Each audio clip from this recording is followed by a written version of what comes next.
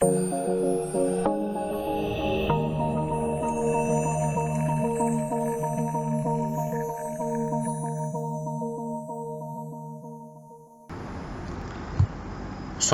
warahmatullahi wabarakatuh.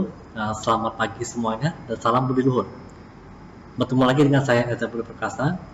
Di pertemuan kali ini di video kecerdasan tiruan ya, saya akan membahas tentang pencarian terbimbing ya. Jadi di video sebelumnya di pertemuan ketiga, kalau kalian nggak lupa ya, kita sudah membahas tentang pencarian buta.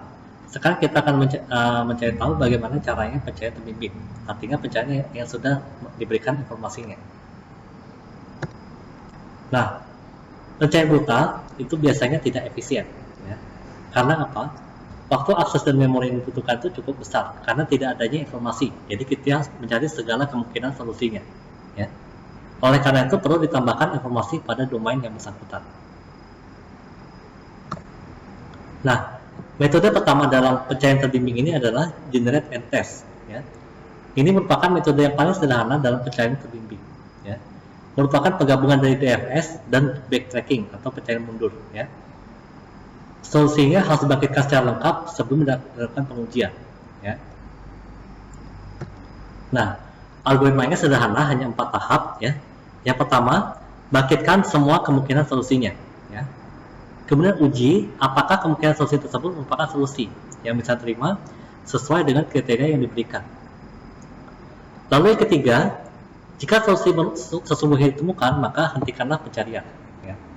Jika kemungkinan solusi tersebut bukan solusi sesungguhnya, maka ulangi lagi di langkah 1 sampai ketemu solusinya. Sebagai contoh, ini graf keadaannya. Jadi bedanya dengan pencarian buta sebelumnya, kalau dari pencarian terbimbing ini ada bobotnya ya, tapi kalau di pencarian buta sebelumnya tidak ada bobot ya. Saya mau tahu kalau misalnya dari A ke Z ya, menggunakan algoritma generate and test untuk mencari jumlah bobot paling kecil ya, jarak tempuh paling kecil ya, dari ke awal sampai tujuan ya. Dari graf keadaan ini bagaimana caranya? Perhatikan. Nah, di graf ini bisa kita lihat ada 4 kemungkinan solusi, yaitu A, B, D, E, G, Z, lalu ada A, B, D, E, G, H, Z, ada A, C, E, G, Z, dan ada A, C, E, G, H, Z. Jadi ada 4 kemungkinan ya. Semuanya harus dibangkitkan dan diuji, namanya juga generate and test ya. Untuk A, B, D, E, G, Z itu jumlah bobotnya adalah AB ditambah BD tambah DE tambah EG tambah GZ ya. Berarti 4 ya, ini 4 ditambah 3 tambah 4 tambah 6 tambah 7 menghasilkan 24 ya. Karena ini merupakan iterasi pertama, maka kemungkinan solusi tersebut digunakan sebagai solusi sementara. Maka solusi sementara menjadi A, B, D, E, G, Z ya. Kita coba lagi solusi yang kedua, yaitu A, B, D, E, G, H, Z. Berarti jumlah bobotnya adalah AB tambah BD tambah DE tambah EG tambah GH tambah HZ ya. Berarti 4 tambah 3 tambah 4 tambah 6 tambah 2 tambah 6, berarti 25. Karena jumlah bobotnya itu lebih besar daripada jumlah bobot sebelumnya, maka solusi sentaranya tidak berubah. Berarti solusi sentaranya tetap ABD EGZ ya. Kemudian ada ACEGZ ya. Jumlah bobotnya berarti AC tambah CE tambah EG tambah GZ. Berarti AC-nya 5, lalu 3, 6, 7. Berarti jumlahnya 21. Karena jumlah bobot sekarang kurang dari jumlah bobot sebelumnya, maka solusi sementaranya berubah menjadi kemungkinan solusinya sekarang menjadi ACEGZ. Itu solusi sementaranya ya. Kemudian ada ACEGHZ ya. Maka jumlah bobotnya adalah AC tambah CE tambah EG tambah GH tambah HZ. Berarti 5 tambah 3 tambah 6 tambah 2 tambah 6. Berarti 22. Karena jumlah bobotnya lebih dari jumlah bobot sebelumnya, maka solusi sementara tidak berubah. Jadi tetap ACEGZ. Bisa dibikin tabel seperti ini ya.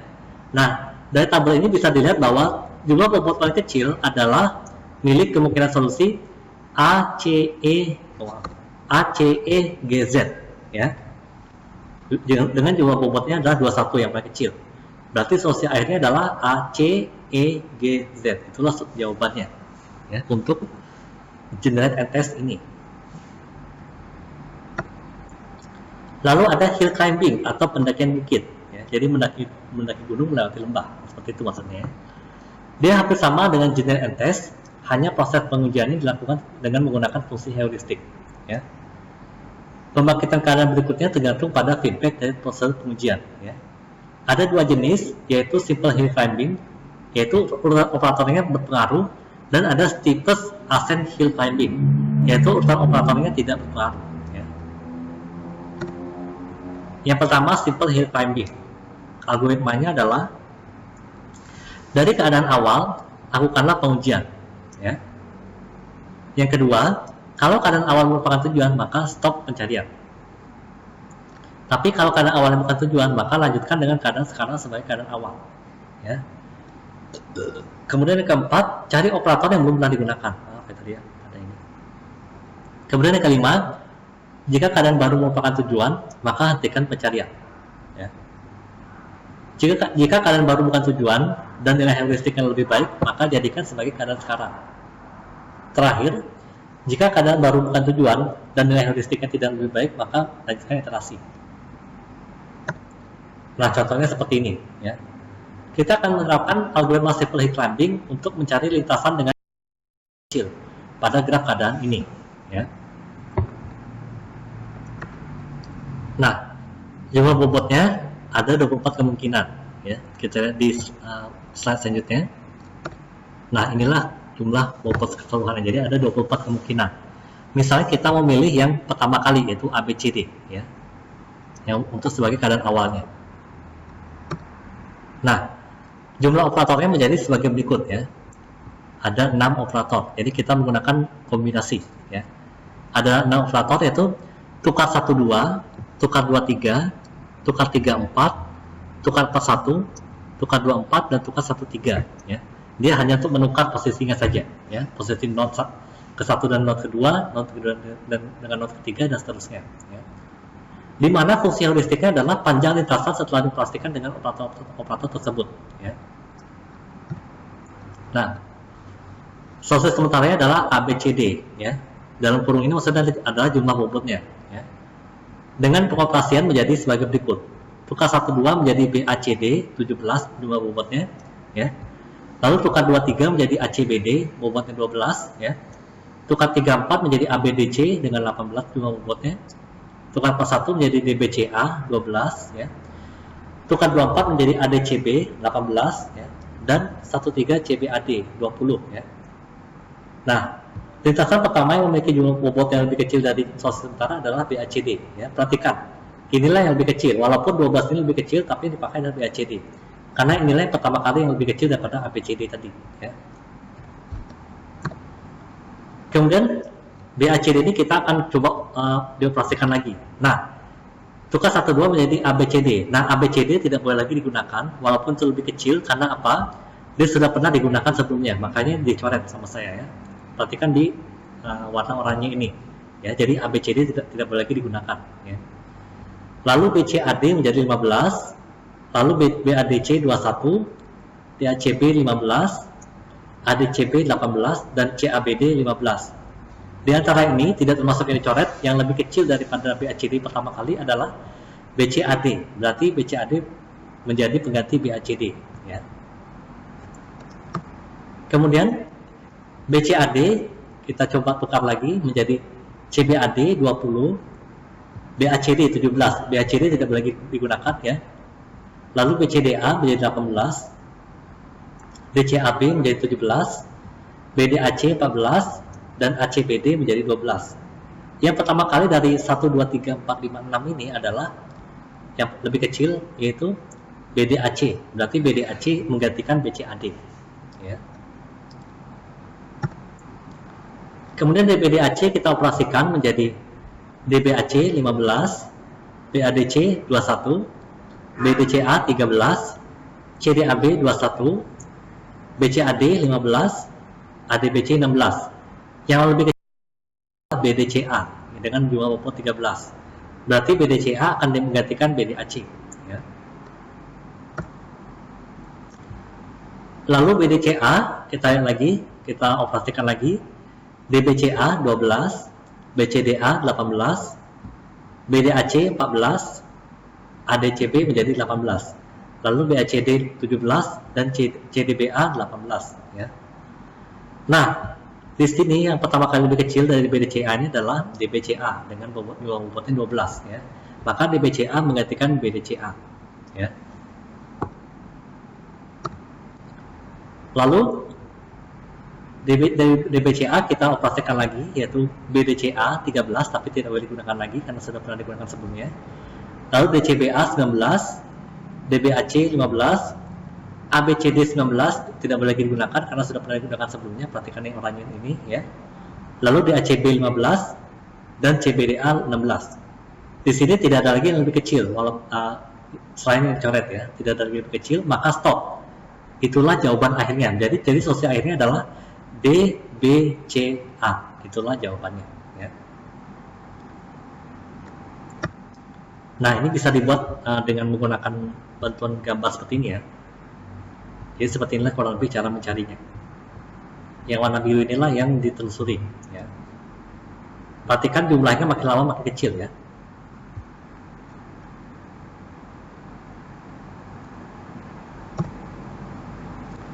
Lalu ada steepest ascent hill climbing, ya. Algoritmanya yaitu dari keadaan awal lakukanlah pengujian, ya. Jika keadaan awal merupakan tujuan, maka stop pencarian, ya.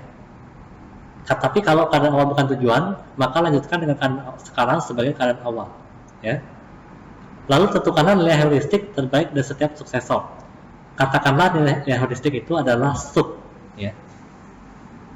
Lalu gunakan setiap operator pengujian dan bentuk keadaan baru. Ya. Lalu jika keadaan baru merupakan tujuan, maka hentikanlah pencarian. Ya. Kemudian jika nilai heuristik keadaan baru lebih baik dari sub, maka jadikan nilai heuristik tersebut sebagai sub dan ubah non pemilik nilai sub tersebut menjadi keadaan sekarang. Ya. Jika nilai heuristik keadaan baru tidak lebih baik dari sub, maka nilai sub tidak berubah. Itu algoritma dari steepest ascent hill climbing.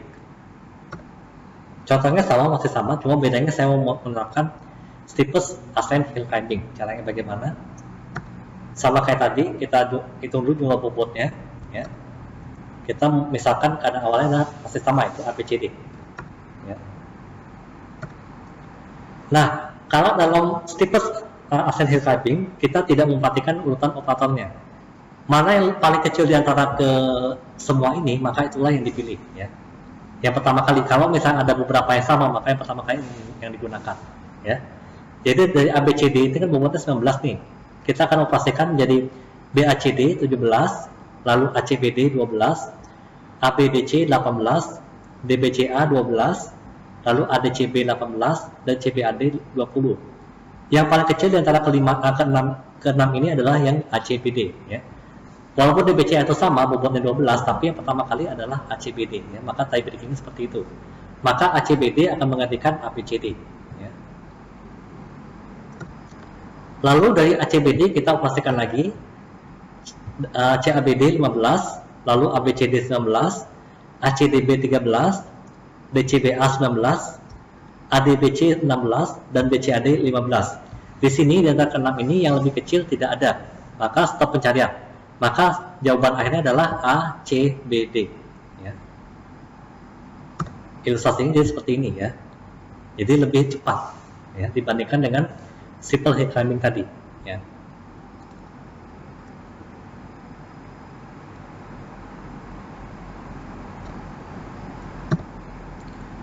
Terakhir ada metode namanya best first serve.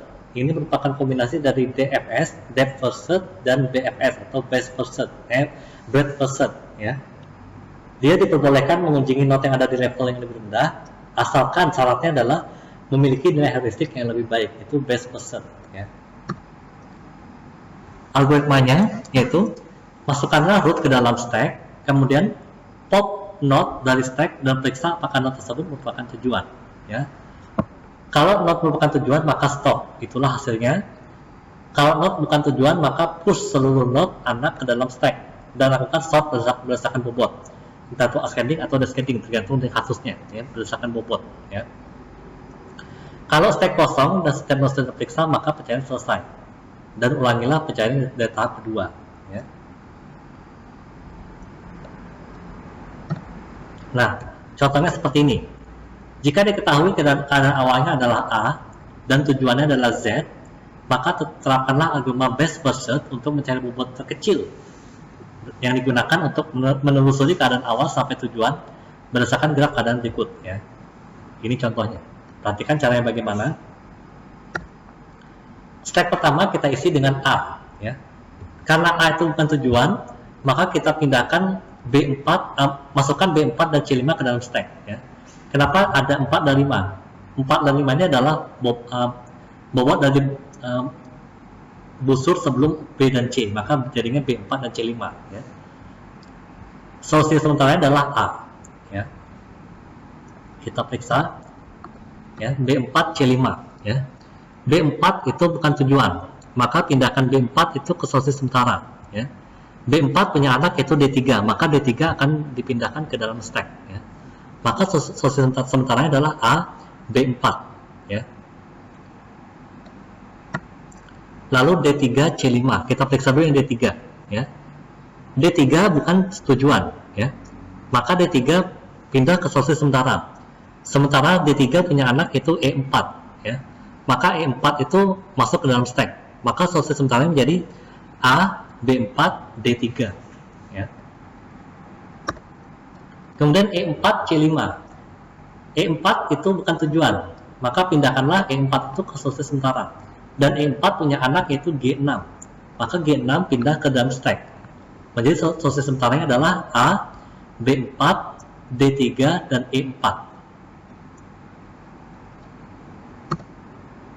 Nah, kemudian kita masukkan G6 ke dalam stack, tapi perhatikan, karena G itu punya bobot yang lebih besar daripada C, maka harus di-sorting dulu secara ascending. Kenapa ascending? Karena dia berdasarkan kita akan mencari jumlah bobot yang paling kecil. Kalau mencari jumlah bobot yang paling besar, berarti secara descending. Ya. Maka C5 ini menjadi elemen pertama. Kita jadi periksa dulu yang C5-nya. Ya, karena C5 ini lebih kecil bobotnya dibandingkan G6. Ya. Karena C5 itu bukan tujuan, maka pindahkanlah C5 itu ke solusi sementara. Dan masukkanlah E3 dan F2 ke dalam stack. Ya. Karena E3 dan F2 itu adalah anak dari C5. Ya. Maka solusi sementaranya menjadi AB4, D3, E4, dan AC5. Mungkin kalian berpikir kok ada dua, kenapa? Kenapa ada dua? Karena C5 itu merupakan anak dari A. Ya. Dan B4, D3, E4 juga adalah anak A, turunan dari A. Ya. Makanya jadi ada dua. Ya, ada dua solusi sementara. Kemudian stacknya menjadi E3, F2, G6. Ini berurutan, maka kita sorting dulu menjadi F2, E3, G6. Ya. Karena F2 itu bukan tujuan, maka pindahkanlah F2 itu ke solusi sementara. Dan F2 punya anak yaitu I4. Ya. Maka solusi sementara ini menjadi AB4, D3, E4, dan AC5, F2. F2-nya pindah ke stack yang kedua karena F2 itu adalah anak dari C5. Ya. Lalu masuk dalam stack I4, kita urutkan secara ascending menjadi E3, I4, G6. Ya. Jadi kita periksa dulu yang E3. Ternyata E3 bukan tujuan, dan E3 punya anak yaitu G6. Nah, perhatikan, karena G6 sudah ada di stack, maka tidak perlu lagi masuk ke dalam stack. Ya. Maka jadi AB4, D3, E4, lalu AC5, F2, E3. Karena E3 ini adalah anak dari C5,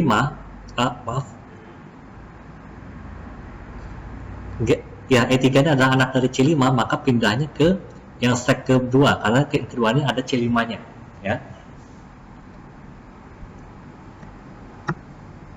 Lalu ada I4, G6, tidak perlu kita urutkan karena ini sudah terurut. Ya. Kita periksa, I4 bukan tujuan dan juga dia tidak punya anak, maka I4 dihapus dari stack. Dan orang tua dari 4 adalah F2, maka F2 itu dihapus juga dari solusi sementara, baik yang di atas maupun di bawah kalau ada, ya. Maka solusi sementara berubah menjadi A, B4, D3, E4, dan A, C5, E3, ya. Lalu G6 kita periksa. G6 itu bukan tujuan, dan G6 punya anak yaitu F8, H2, Z7, dan J4, ya. Maka solusi sementaranya adalah A, B4, D3, E4, dan G6, dan A, C5, E3, G6. Kenapa G6 ini 2 kali?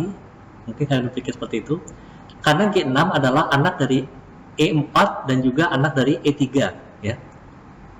Perhatikan ya, E4 dan E3 itu dianggap sebagai 2 not yang berbeda, ya.